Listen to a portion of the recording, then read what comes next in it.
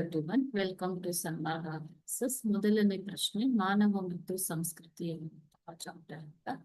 Culture ಪದ ಈ ಭಾಷೆಯಿಂದ ಬಂದದ್ದು. ಕಲ್ಚರ್ ಅಂತಂದ್ರೆ ಏನು ಮಕ್ಕಳೇ? ಸಂಸ್ಕೃತಿ ಅಂತ ಅರ್ಥ ಅಲ್ವಾ?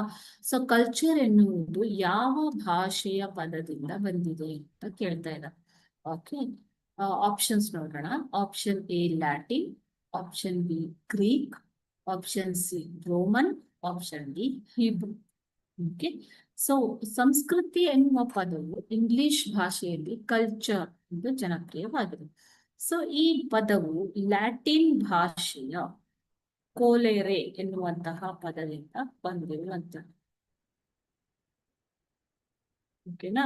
ಸೊ ಲ್ಯಾಟಿನ್ ಭಾಷೆಯ ಕೋಲೆರೆ ಎಂಬಂತ ಪದದಿಂದ ಬಂದಿದೆ. ಅಂದರೆ ಕೃಷಿ ಮಾಡು ಎಂದು.